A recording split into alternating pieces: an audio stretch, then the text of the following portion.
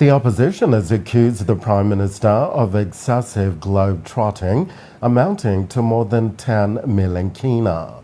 Member for Sinasina Yongamu, Karangakua, raised this in a news conference this afternoon in Port Moresby. He's called for a stop to these unnecessary trips.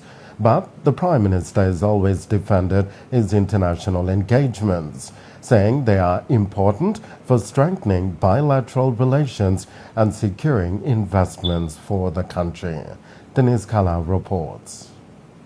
The opposition claims in the space of the last 7 months, the Prime Minister's excessive globe-trotting has cost the country an estimated accumulative total of over 10 million kina.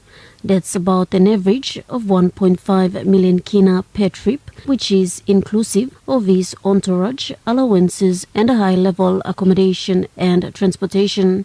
Karangakua, the Sinasina Yongumul MP, says this is a total waste of time and resources. The big entourage that accompany him on those trips.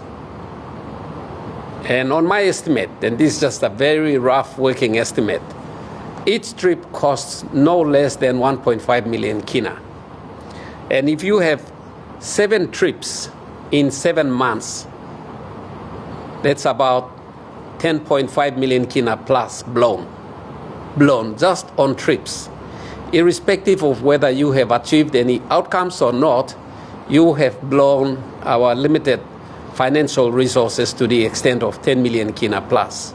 It's a lot of money. Kua says so far the Prime Minister has travelled to Australia, New Zealand, Fiji, Indonesia, Israel, and more recently United States and United Kingdom. Joining Mr. Kua was Middlefly MP Maso Hewabi. Both say that the Prime Minister should not be travelling around until he addresses pressing issues such as law and order, economy, health, among others. 7 weeks which could have been spent constructively working on the problems and issues of this country, he's running around there globe-trotting, having a fun life, sleeping in very high-level, expensive hotels, flying, traveling VIP status, first-class airline seats, all of those things, their escorts, the food they eat, the allowances they get, all that in the same period, Papua New Guinean citizens are not living that well.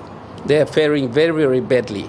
The Prime Minister is returning to the country tomorrow from his engagement in the United States and the United Kingdom. NBC News will seek his response to the opposition's claims then. But previously, the Prime Minister has always maintained that his overseas engagements are vital for the purpose of strengthening bilateral relations and securing investments for the country. Denise Kalau, NBC National News, Port Moresby.